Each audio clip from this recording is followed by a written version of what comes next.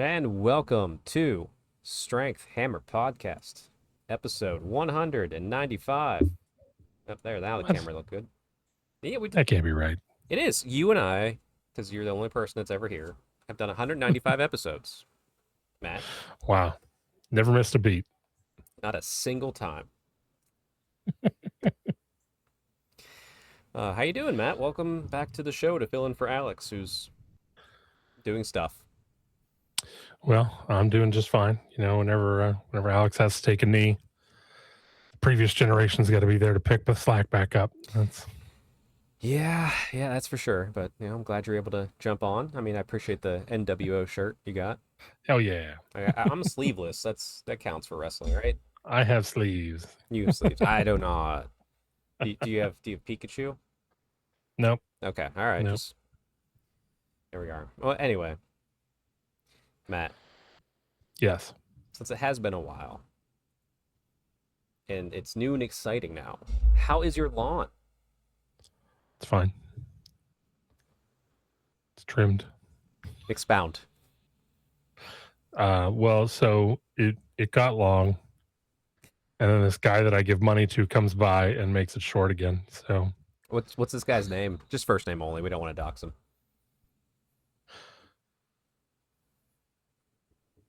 well, I knew it until you asked, and now it's gone. What name do you assign him in your head? Bro. Brah. Yeah. All right. Well, if you ever need your lawn cut, Hold on. everybody, look out for Brow. He's in my phone. Hold on. I'll look it up real quick. Got that. We got this. We got this. We got super salt-free. Josh. Okay. Josh the lawn cutter. All right. Well, boom. Here's my lawn. Cut right before I left for vacation. It does not look like that right now. Looks like the opposite of that. But Matt hasn't given me money to pay Josh yet, so it's not cut. Yeah. Yeah, you well, I know we're supposed to be getting some pretty good rain potentially Saturday and then like Sunday and then for the rest of time. So you're gonna get a cut tomorrow night then? It's gotta be tomorrow night because Sunday I go to Florida for work for a few days, so yay, which also means the podcast is a maybe next week. We'll see. Hell yeah. Extra week to get bonus stuff caught up on. Yeah.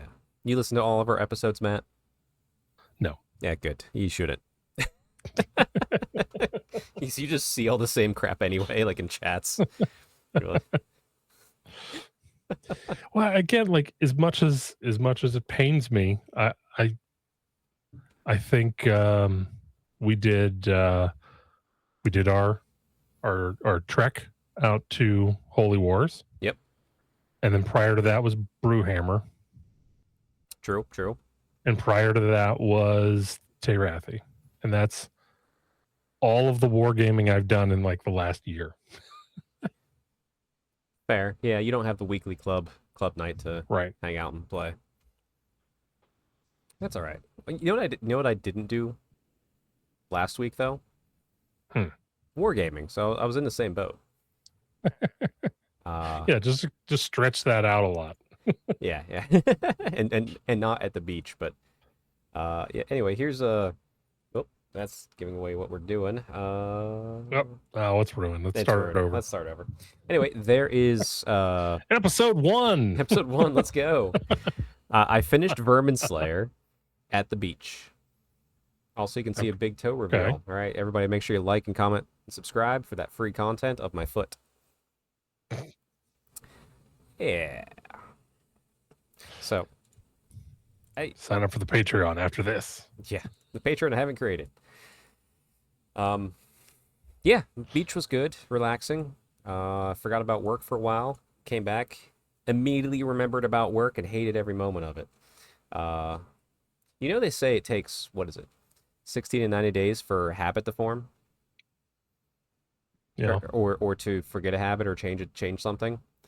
It took me 69 seconds to not want to go work when I was away. It's weird. It's so easy to adapt to that lifestyle. Yeah. Oh yeah. Like I said, whenever I was on vacation the week after Holy Wars, and Yeah, it was not wasn't very vacationy. And whenever I got back, I was like, you know what? Not ready to come back yet. I'm still not ready to come back. It's been a couple weeks. Yeah, I've been back this whole week, and I've hated every moment of it. Ugh. Anyway, I could complain about work, but that's not the podcast. We talk about lawn, we talk about Warhammer, sometimes talk about fitness. But let's see. Well, okay, hobby. What hobby have you been working on? I know you said you're going to save the reveals for a certain other show on this channel, but what are you working on? Yep. So, well, I guess for people that aren't watching that, a little bit ago, we're going back a little bit of ways, but I like how they turned out. I did the foot heroes for, and I'm not even going to put them up close because I know they're not going to focus. But I did the foot heroes for Hellsmith, and I think they both turned out amazing. I love how they both turned out. They did. Can't confirm. I finished my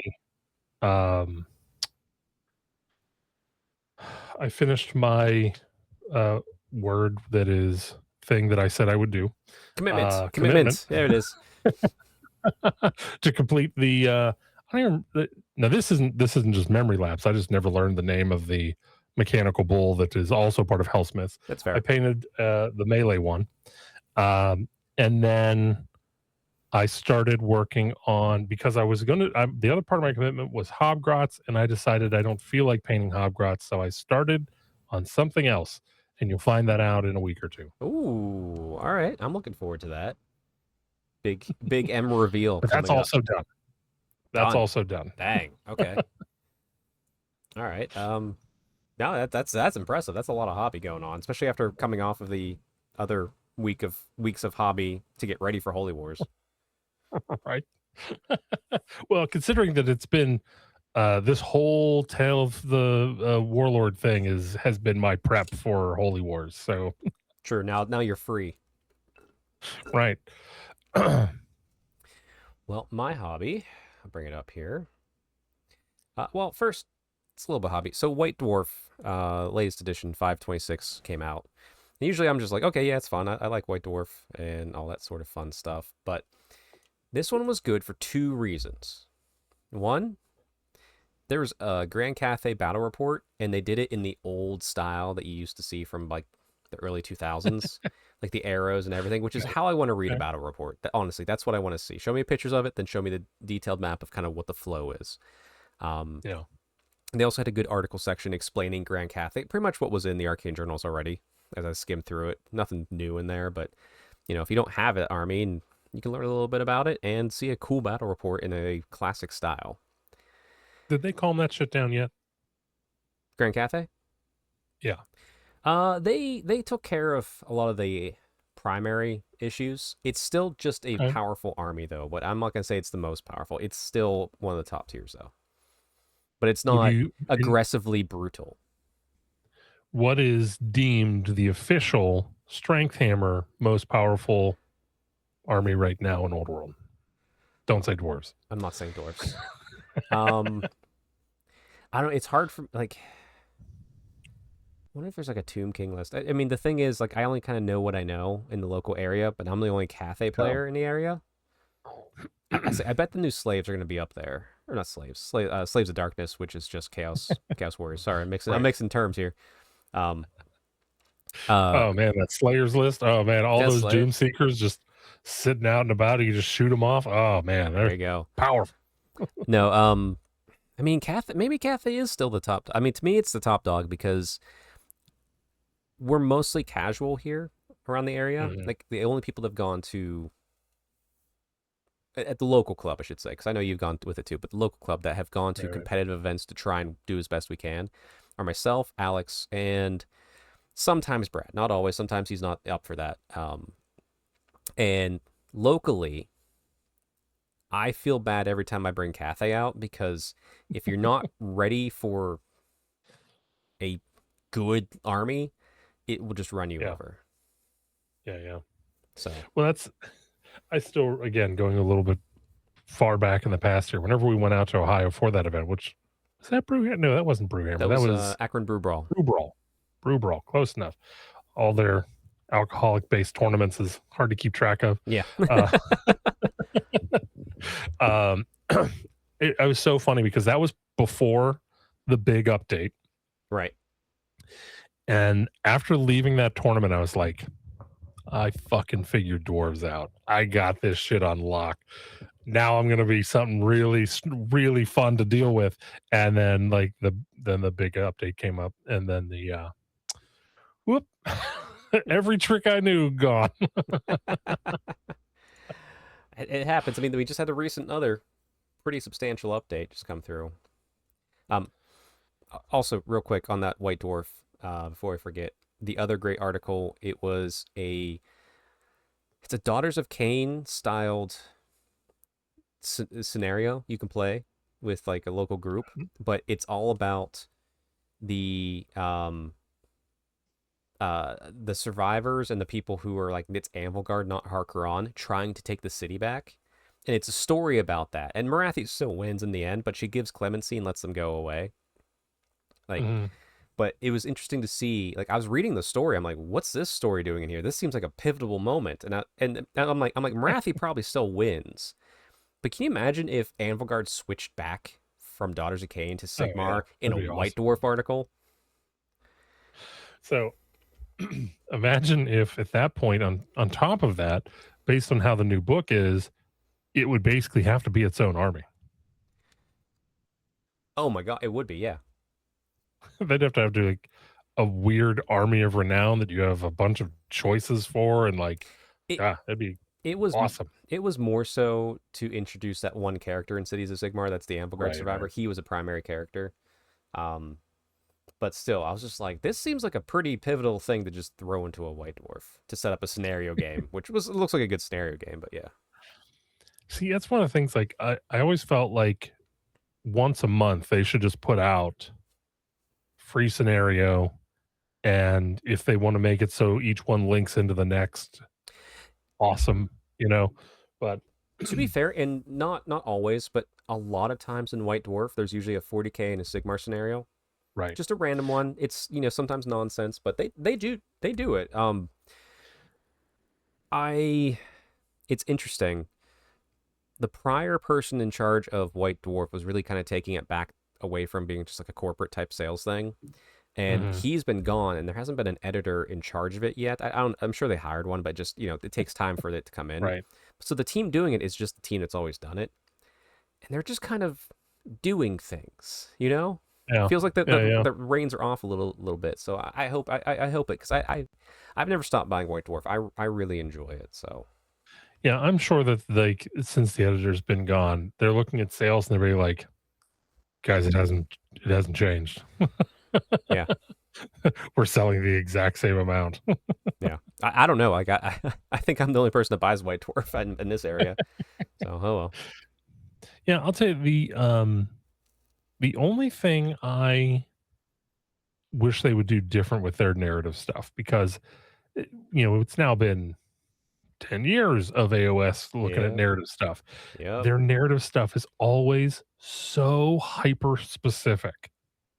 And yes, they give you kind of some leeway for, what armies you can bring every once in a while, but it's never enough. It should be like destruction army, order army, right, or something along those lines. Like, give it enough breathing room where we can figure out our own narrative to hook into what you've given us. Right. Yes. As opposed to, it's cloudy and Nurgle wants a sunny day. Kill enough Stormcast so their souls blow up the clouds and give enough way to the sun. Like, no, I don't. I like that scenario. Sounds fun. Let's do that. Nurgle's sunny day. At that point, yeah, you just set up Stormcast in the middle of the board, and you have two Chaos players come in, and they just try and see how many. Whack-a-mole. Oh. Well, Matt, go ahead and write those scenarios for us, please. All right. I think I can work on it. I do have even more hobby, surprisingly. It's more purchases though. So let's start with this one. It's not the big one yet. So my Battle March, my new updated rulebook, and my 2 cards that I pre-ordered arrived for Warhammer: The Old World. Nice. And to be fair, it's mostly just for collector's sake at this point. You don't need to buy that rule book. It just puts all the current FAQs up to the latest one inside of it. Honestly, I feel like they should every time they should do that like once a year. Just January, new book. Here it is with the FAQ in it. I don't know. That might be a little too soon just from the business nature of it, not necessarily from what we want. But I get you. Like I like that they did it. Yeah, whenever they do reprints or whenever they put in a shipment for the next order, just update the text, man. I'm sure they don't give a shit. Yeah, and like the book looks the same, but on the side it's different. It says core rules instead of the whole text of it. So it's nice and simple. And start putting a fucking number on there or some shit. Yeah, on the front cover I put version of the current FAQ that's in there, so I just had it. Right. But make life easier for everybody. But also too, this battle march that I got right here is inside of that new rule book as well. So they made it worth the while. Okay. Yeah, that's good.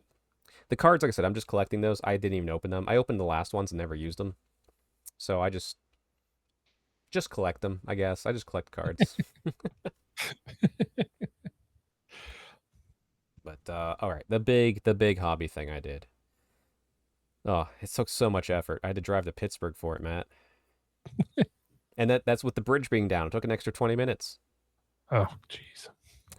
So we all know Ogre Kingdoms has been released for Warhammer Age of Sigmar.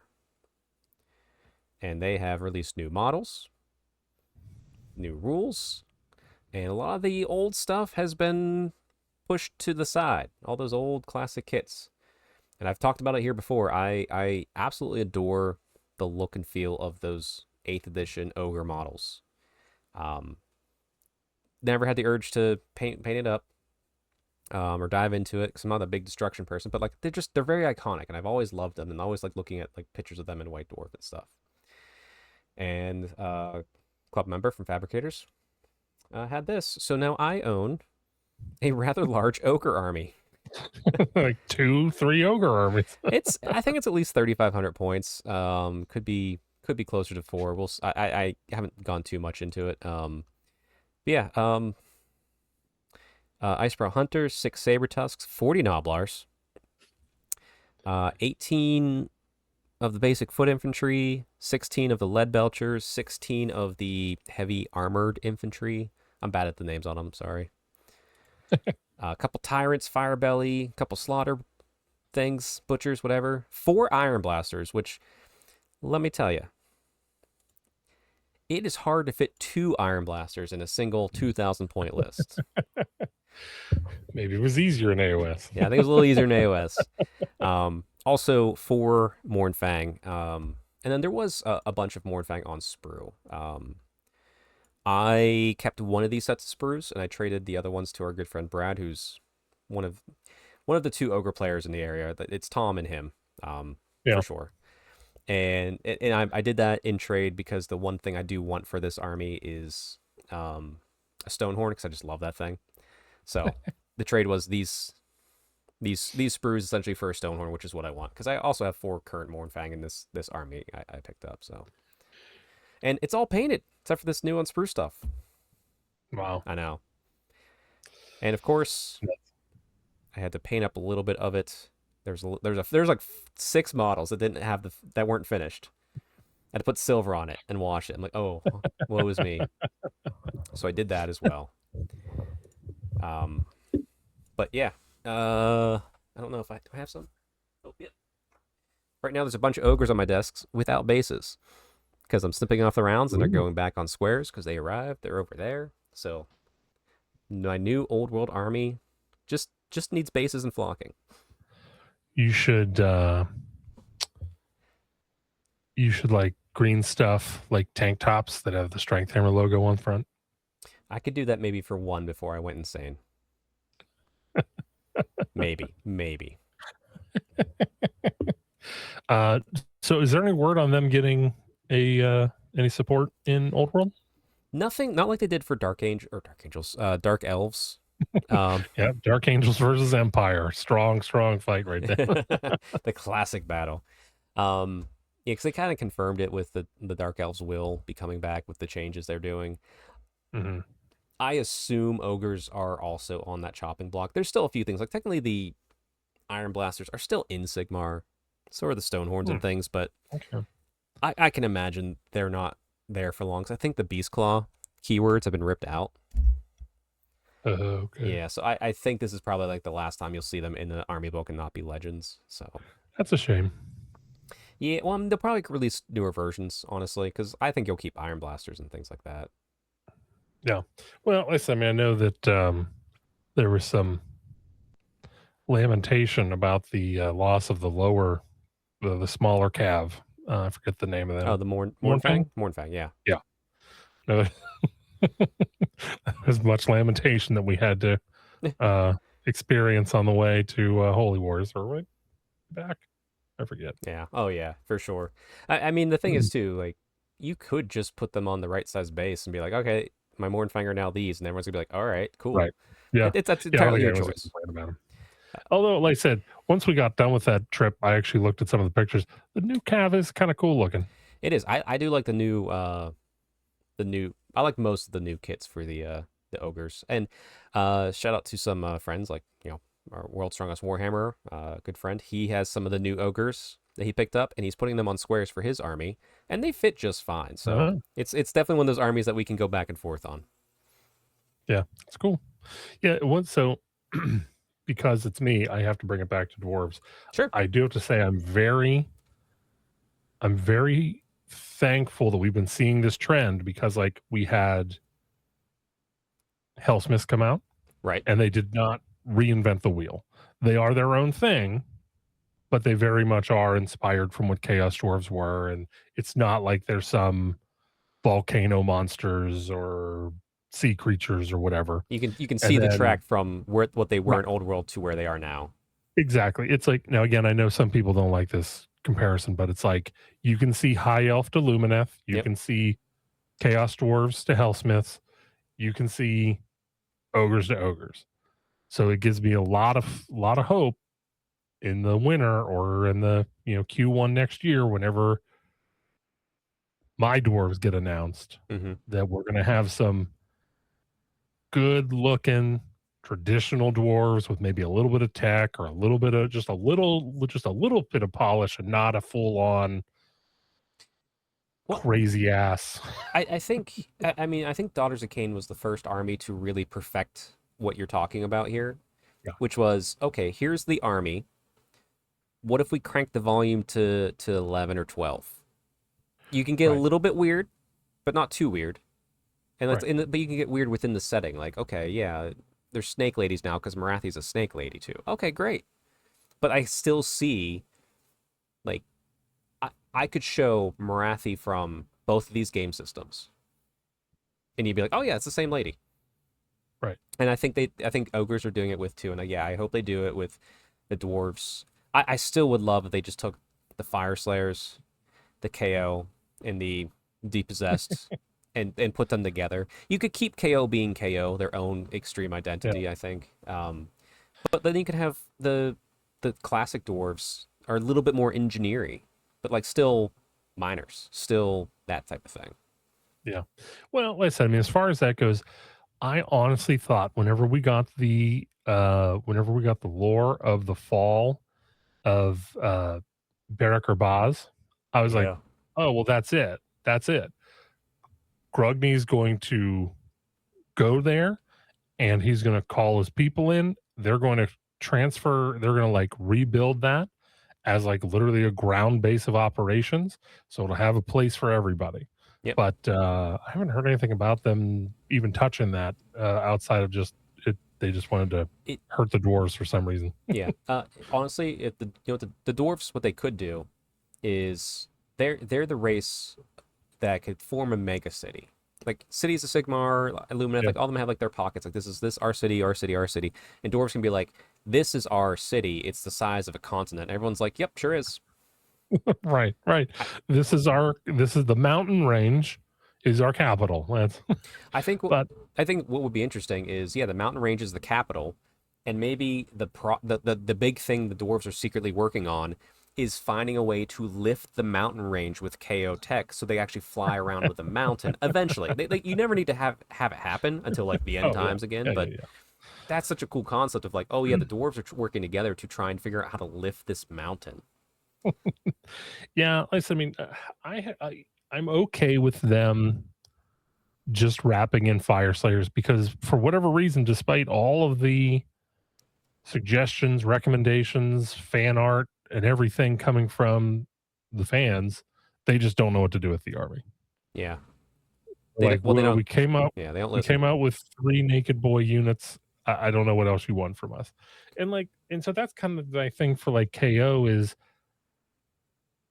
like I'm okay with them not being wrapped in, provided we actually do something with them. Because right now, like I said, they're just a shell of an army that has a trick that is basically a Well, checkpoint for skill level as a player.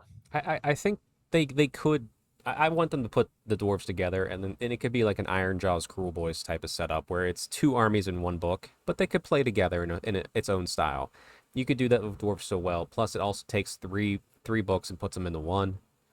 Um, I mean, I'm hoping they do that for a lot of stuff. Honestly, like I want if Malekith comes out, I want Marathi and Malekith to be in one book to make my life easier and give me Yeah. more options for play.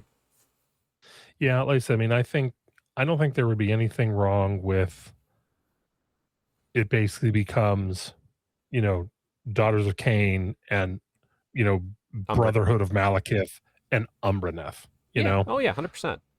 Like there's, I wouldn't feel like my Daughters Kane lost any identity, no more than they've lost with their current rule set. And like I said, give me more options to play different things and collect more. Yeah. And again, I think that's honestly uh I don't think it's a bad idea as long as they provide the attention each individual army still deserves. Yes. Like I said, I mean, I think they could do wonders with Stormcast if they did that, where they just literally broke it up into the different chambers, and then like you can take a regiment of renown or something from another unit or another army. Um, and then that way you could balance the army a little bit better. It'd be a little bit easier for newer players to get into the army because they go, okay, well, if I'm going to play just the warrior chamber, okay, so this is my list, and it's a third of what what the units they offer, Right. and then that makes everything easier for everybody. Yeah. No, I agree. And it would, I mean, Stormcast have the problem of like Space Marines where they have to come out every edition, Right. unfortunately. So I don't know how you solve for that because even on Space Marines, like this new box of Space Marines came out, and I'm just like, boy, I don't care. I don't care at all. Well, I already came up with a solution for that, and that is for fourth edition, uh, Hellsmiths versus Cazalet Holds, second wave for each army, and there we go. That would be perfect. I'm all for that. Anyway, Yeah, I okay. wish we would go back to like old school fantasy starter boxes where it was literally just two random armies get thrown together. You mean like Grand Cathay versus the new Chaos Warriors that we just got for Old Yeah, World? Yeah, yeah, I it's think that was great. yeah. I know. Clubmate Tom picked it up because he loves Chaos and new Cathay looks interesting. I had all that Cathay, so I didn't need it, but it's like that's a great book. That's a great. It comes with the book, comes with the armies. Like that's awesome. Like Yeah, plus it gives more. Like I said, I it gives tried. more variety than just like okay, here's the good guys and here's current bad guys. Right, right. And again, that's the other thing is like I don't mind if you want to keep doing current bad guys, but like if last edition we had Skaven versus cities as the starter set, I think that's more exciting. Oh, that's 100% more exciting. Yeah. Yeah. And Uh, I don't know if that's just like a timetable of like they're not timing things right as far as when models are done or whatnot. Who knows? Or if it's just a yeah. continued, oh, we're gonna keep doing what we do because we can't change because probably one guy in leadership says we can't change. I said Stormcast. Always no guess. We're All almost there. right. Well, anyway, we have a few things of news to talk about too before we Yes. keep going down this tangent. Let me bring up here. Matt, we know you're a new hobbyist. Yes. Have you signed up for Warhammer Academy yet? I'm doing it right now. Nice. On the fly. Let's see. Obviously, this is not for someone like me or you, and probably not for most people that regularly listen to this podcast. But for your kid, someone new into the hobby, I think this tool is actually pretty good. Because Matt, as you're going through it, it's asking you to pick what are you interested in: painting, lore, gaming. Okay, what armies do you like? Oh, well, I'm interested in Age of Sigmar and Middle Earth. Well, hey, okay. wait a second. Only 40K to start. I mean, come on. But once you start clicking around on it, it's pretty robust. Like here's an hour painting guide on how to paint a whole combat patrol of the armies you're interested in. Like, and Games Workshop does great quality videos for stuff like this. So, but like, so what do you think the chances are that they are using this data properly to see what interest people have in what armies? I think they're collecting it. I think there's one person working very hard to sort it all in specific ways, and I think the higher ups will completely ignore it. Just like every other corporate level, you know? I'm actually shocked at how well they've like breaking Space Marines out. Yep. Really balanced things. That's yeah. Your 4 grand alliances. Yep. Xenos, Chaos, Imperium, and Space Marines. Space Marines, yeah. Now, I will say I don't know if I necessarily agree with Grey Knights being under Space Marines. They kind of are Space Marines, but they're also kind of not. Yeah, it's that's those hard outliers, but regardless, like if they got merged, like we're talking about merging books and Sigmar. If they're like, okay, Grey Knights, you're just part of Ultramarines specifically now, Matt, you'd be mad. Just put it in Imperial Agents. I'll be happier then. Yeah. But like I said, I'm just clicking through it based upon I chose gaming, lore, painting for my options. And it gave me an introduction to lore, Warhammer 40K, introduction to painting, Dark Angel lore, Space Marine lore, Xenos lore, just in general, Drukhari lore, Eldari lore, because I chose those as armies I was interested in, how to play 40K as an introduction, and then the painting guides. And it does. It's actually set up as like a structured class.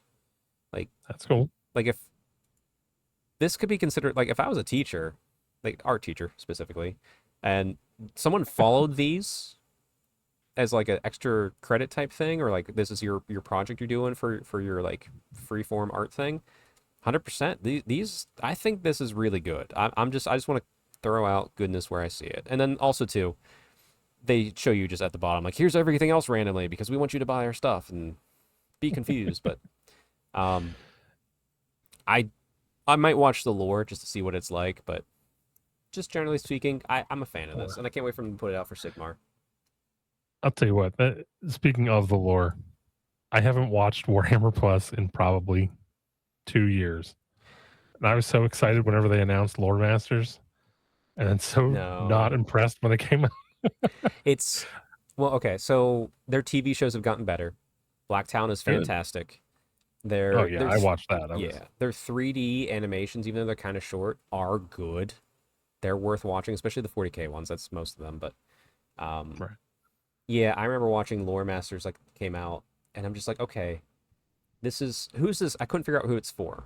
No, right. My friend Tom Lyons, he gave me the only example I could see where it fit, because Lore Masters introduction to the lore on a very small, like very basic level.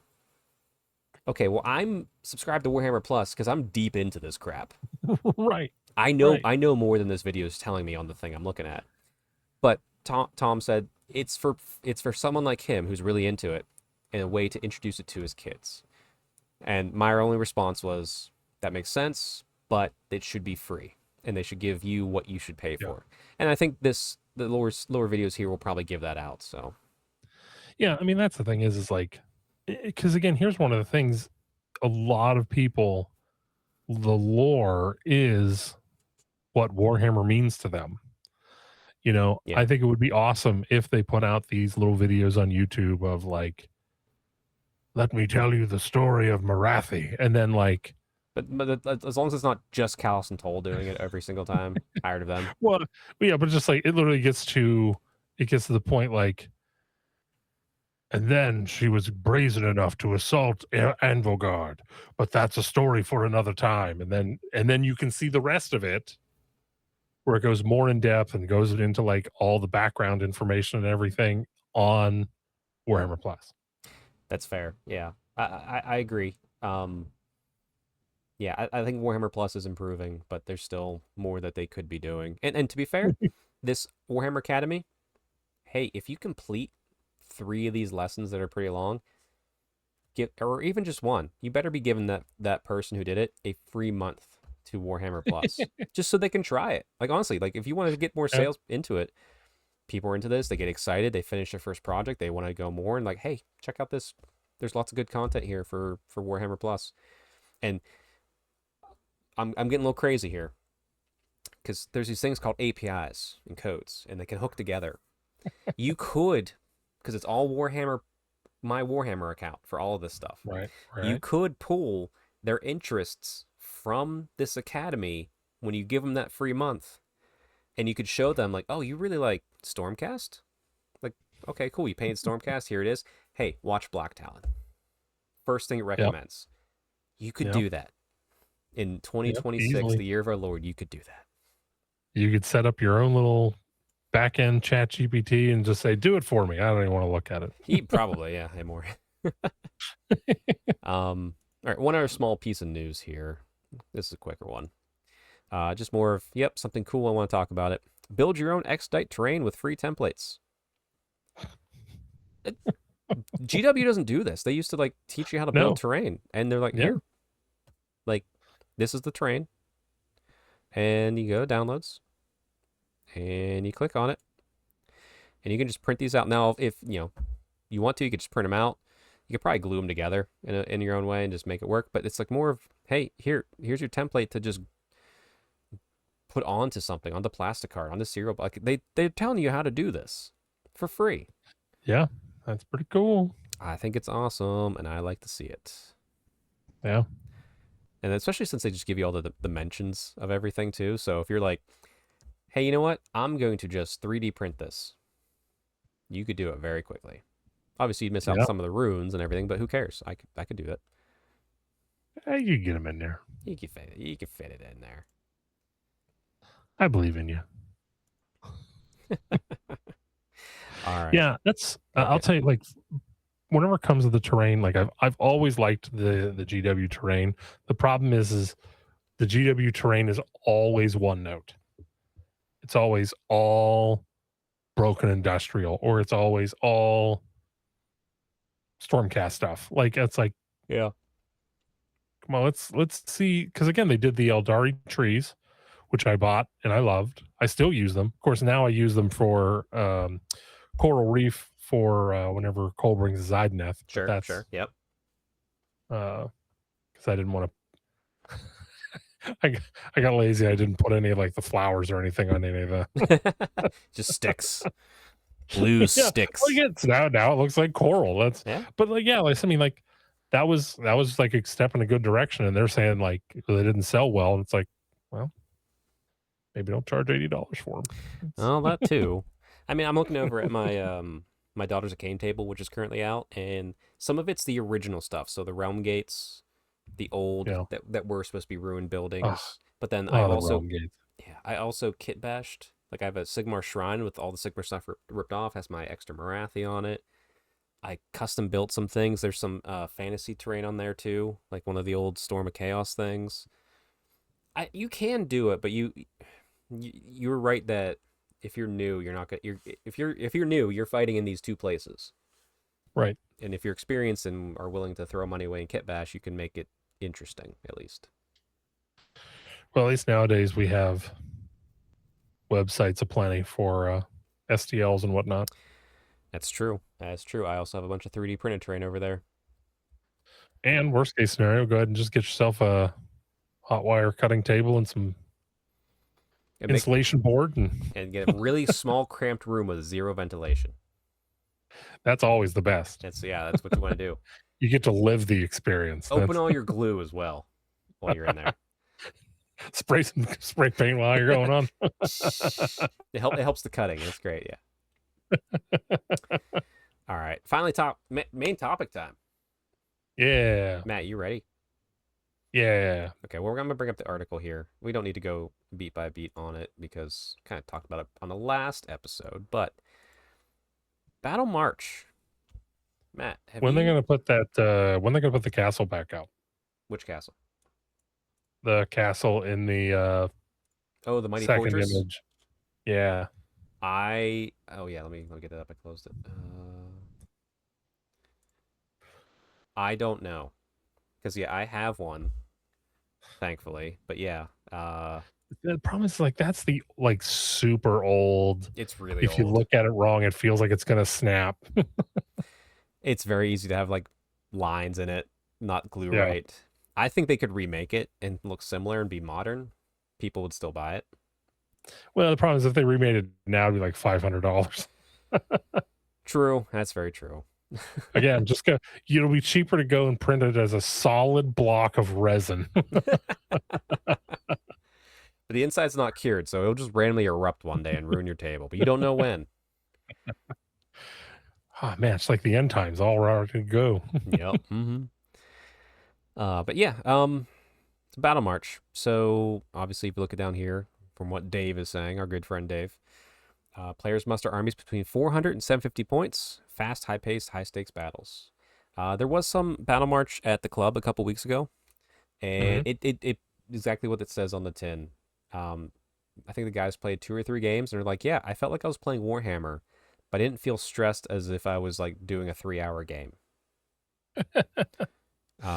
So is there more to it than just small armies? Yes. So they do change what you like.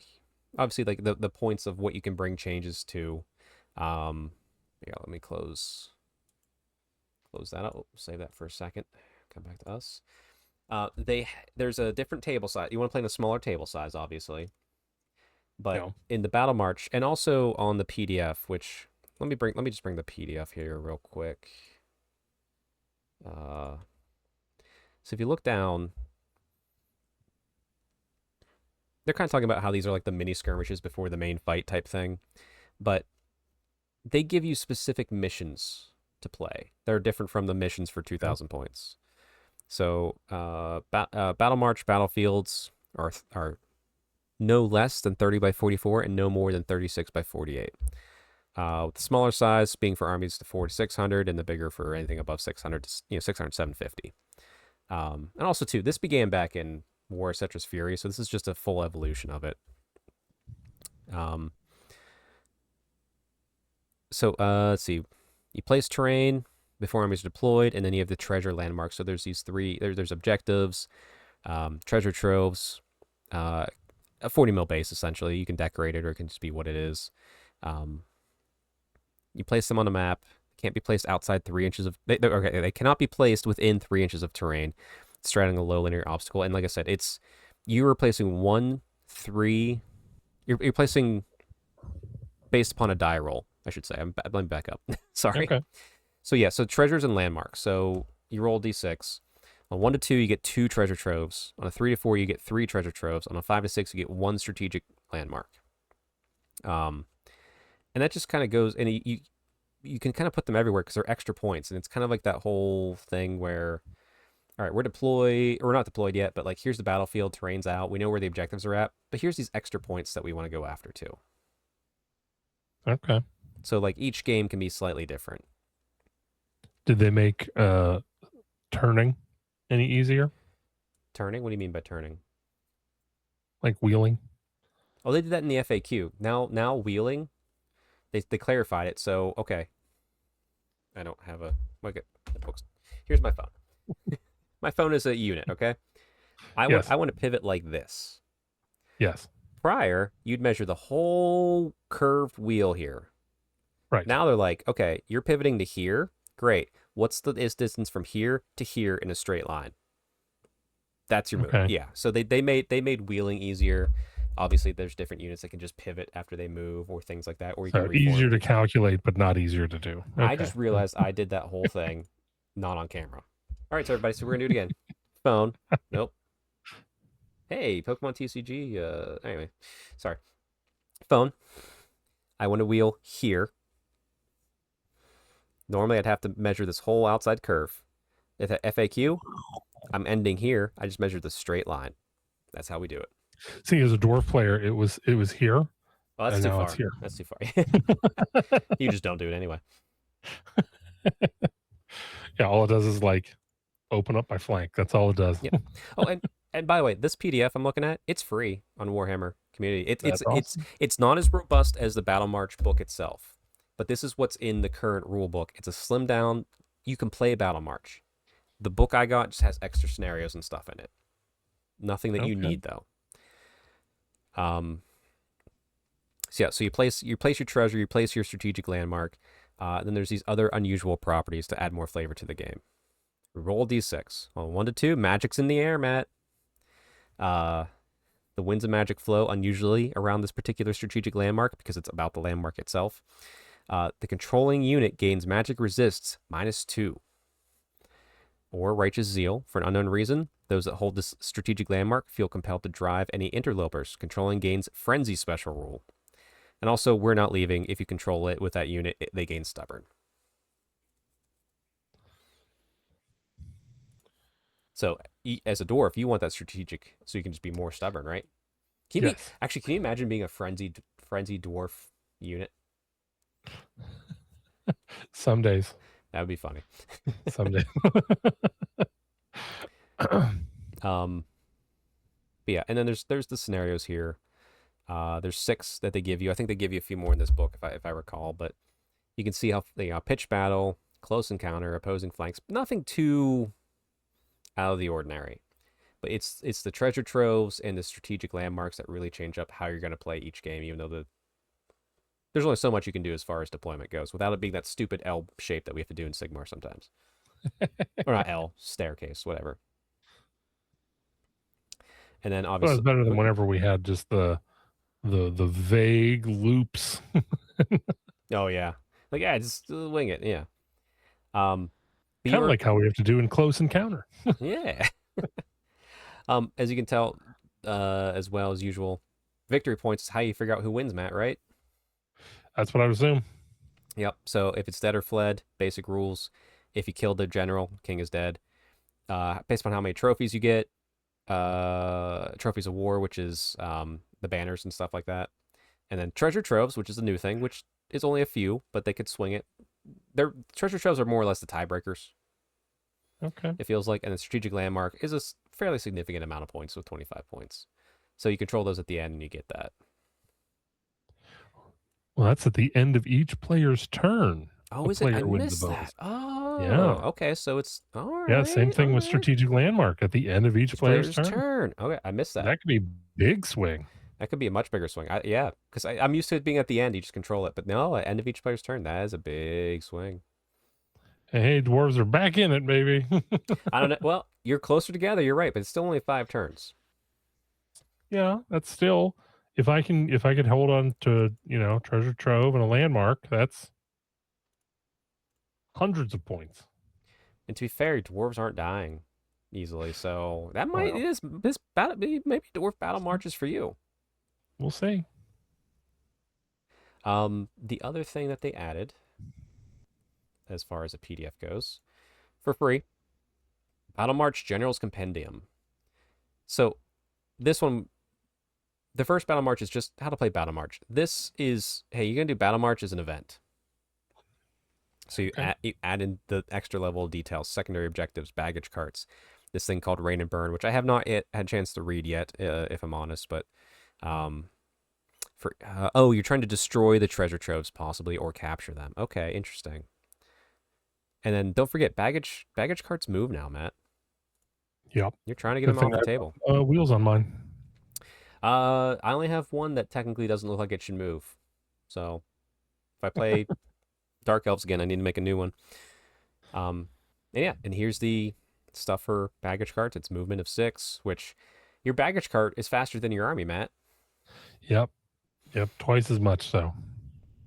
Yep. Can I put a hero on that? No. And then just it goes along with it? Nope, not at all. You sure?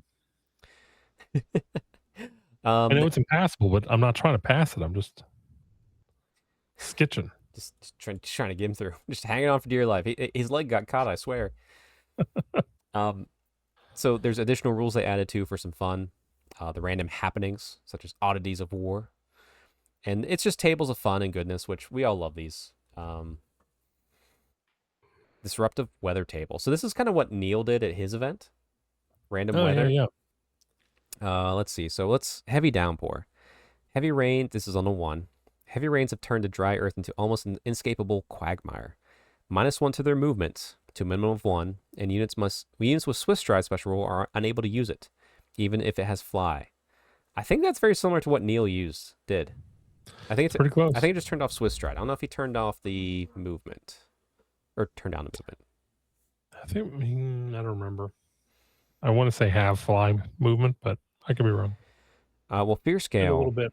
I think Fierce Scale did something with reducing fly movement, but for them, you get all missiles weapon strength of 5 or less by 6 and get reduce the range. So if your weapon strength's 5 or less, you're always firing into the wind for some reason. Both ways, up and downhill. Yep. And to be fair, I don't see why you can't put these as well into just regular games, just like as normal. So, let's see, Scorching Heat. Well, sorry, go ahead. Yeah, maybe Neil will when he revitalizes Ren 4 and becomes the premier old world tournament in the East Coast. Oh, I still need to get Terrathi Invitational going this year. I've been slacking. All right, let's see. Scorching Heat. Clear Sky, Sun Rays beat relentlessly. At each start turn subphase, active player rolls a d6 for each unit in their army. On a roll of 1, that unit succumbed to the heat. D3 models must pass a toughness test or lose a single wound. Units wearing heavy armor or full plate succumb on a roll of 1 or 2. Ooh. Oh boy, don't like that. That's rough for you. All right. Lightning strikes. Thunder rumbles and bolts of lightning, blah, blah, blah. Each start of turn subphase, the active player rolls a d6. On a 1 to 2, lightning strikes a single randomly determined unit belonging to that player. A unit struck by lightning suffers d6 strength 4 hits, AP 1. That's not nothing. Anything if they have full plate or heavy armor. Nope, they don't care. All right, number 5 is Dust Devil. Place a 3-inch blast template representing the Dust Devil in the center of the battlefield and scatter it 2d6. Dust Devil then scatters d6 every start of turn subphase. Should it scatter into a unit, move it by the smallest amount possible into the direction so it can be placed on the battlefield. So it's not going to go away. It's just there. Any unit that moves through it or that the Dust Devil moves over, -1 to weapon skill, ballistic skill, till the minimum of 1 till next start of turn subphase. That one... What if I have a low linear obstacle? You just kind of... Oh, I see. That is fascinating, actually, because technically that's... We'd have to check the FAQs to see if they ruled that as actually terrain. I like that. All right. Freezing winds. Cold winds battered, blah, blah, blah. Start of turn subphase, active player rolls a d6 on a 2+. For each, you roll d6 for each unit in your army. On a 2+, that unit may act normal. However, on a 1, the unit must make a leadership test before moving, shooting, casting spells, declaring charges. This test is failed. The unit huddles together against cold and refuses to act. Compulsory moves such as fleeing or giving ground are unaffected. Wow. Here, this is stupidity but you have to roll it for everything you try to do. Okay. Oh, and there's wilderness terrain too. That's fun. Okay. There's trolls. Okay, so there's everything's trying to kill you in Warhammer. That's what we got here. So we've returned to form then, huh? We just have to go backwards. And then the Chaos of War table, even more. There's so much randomness we can put into our game now. It's so wonderful. Yeah, good thing I can barely remember the rules as they are. Yep. And to be fair, I think some of this might have been out already, and I'm just kind of rediscovering it personally. I need to double check that because this might have been out, but still, it's fun to look at. Well, I mean, that's always a good rule of thumb. If you haven't been in the download section for a while, regardless of the game you play, go check it out. Yeah, you might be like, oh, yeah, I forgot this existed. And you get excited all over again, like me. Actually, I'm curious. I'm going to look inside the book right now. Does it have that tables? Yeah, it has the tables in here. So, cool. It's kind of like whenever you buy like Taco Bell or something on a Monday and you forget about it. And then like Thursday, you're like, fuck, sweet, man, score. Oh, yeah. Minus the explosive Just diarrhea. A little stank. Yeah. Just throw it in the microwave for a while. Yeah. That'll kill anything. So you could be like me and buy this book for $28, or you could just go print off that those 2 PDFs and you have everything you need. and put it in the fridge and forget about it for a couple weeks and then eat it like old Taco Bell. Yeah, or you can put it in the fridge. That's fine. See, you know what? If Games Workshop really wanted to make money, they would work with like Taco Bell or like Wendy's or something and have them wrap their food in wrappers that has like Warhammer lore or rules on it. Someone's reading it's like, what's this? This is pretty cool. I thought you were going to say the burritos could be wrapped to look like a bolter round, and then that would be... No. Like, literally just print out a bunch of things that's just random lore pieces on like all the wrappers for these fast food places. People will look at it like, you're sitting there chewing, like, you just, okay, I'll read this. Why not? All right, well, there's one more exciting thing about Battle March, Matt. Yes. You know Spearhead, you know Combat Patrol, right? Yes. These pre-built armies that you can use. Well, Battle March doesn't have to be pre-built. I've played on building a few lists, and I like it because it kind of limits you from taking the top tier like characters and stuff, just from the nature of the points. But if you're even confused about that, there's Battle March boxes. So we got Empire of Man, and everything you see here is a Battle March. They'll give you the rules for it. Beastman Brayherds. Boom, buy it in a box. Orc and Goblins. High Elf Realms. But the High Elf one was really fascinating for me. It makes sense lore-wise. But, boy, do you never want to build Shadow Stalkers when you can make them Sisters of Avalorn. That's all I'm saying. And also, it's only 5 of them. I thought they came in a box of 10, so... Well, they love doing that. They love doing that. Yeah. I mean, I remember buying the first AOS box set and having 3 hammerers and going like, what the hell am I supposed to do with this? Yeah. Oh, it does say you can alternatively build them as Sisters of Avalorn. Good. Yeah. We got Wood Elf Realms. And actually, you know what I haven't looked at? We're going to do it live. I don't know how much these cost. I haven't looked. So we're going to bring up Warhammer Community here. Shop. The Old World. Where's the easiest way? Start here, maybe? Starter sets? All right. I'm going to go on a guess here. Okay. It's a little adjacent from the hobby, or a little removed from the hobby. As far as power level goes, from highest to lowest, I think out of these boxes, I think I got to go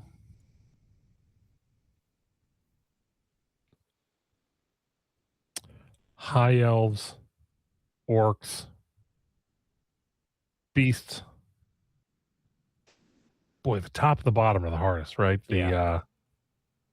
I guess I'll go Wood Elves and then Empire. I think that's my power ranking. I would probably put High Elves lower. Okay. Having played smaller point games with them, it is much harder to be an elite style army at a smaller points level in this game. Well, I'm looking at the list, right? So you basically have 2 chariots. You still have good cavalry.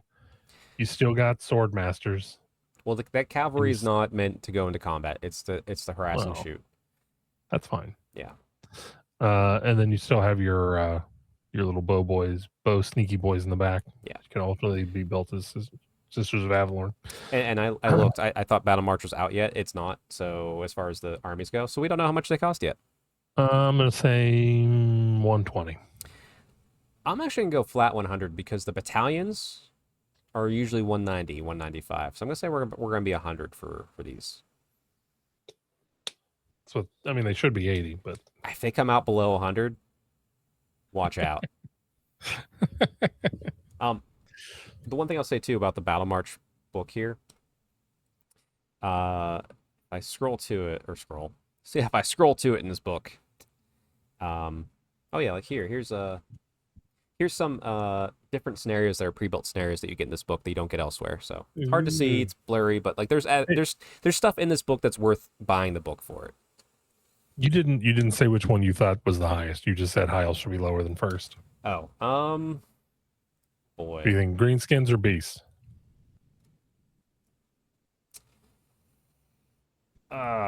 Beasts. Because I think they just have more more movement. Okay. All right, I can see that. What about bottom? What do you think? Do you think Empire or Wood Elves are low on the bottom? Wood Elves. I think the Empire has bottom. I think Wood Elves bottom. I think Empire has enough at a lower point level to at least survive and do something back. See, I was thinking with that list, I figured you'd have enough shooting and enough movement shenanigans that you could basically just keep them trying to get to you the entire game. Well, beasts have ambushing, which is more powerful than just being able to move fast because the Wood Elves can still get higher up. Yeah, the Wood Elves. I was talking. Wood Elves can get caught. We're just talking Wood Elves versus Empire. Yeah, Wood Elves, they can move, but they can get caught, and once they're caught, you're dead. Whereas Empire, no, I mean, they could survive a round or two, maybe win something. Yeah, they just have outriders that can be built as pistoliers. They don't even have any cavalry. Oh, yeah, you can outrun them. Yeah, you got it. All right. Well, in this book too, I'm on the Empire page. It's blurry, obviously, but they're just giving you an example of a list.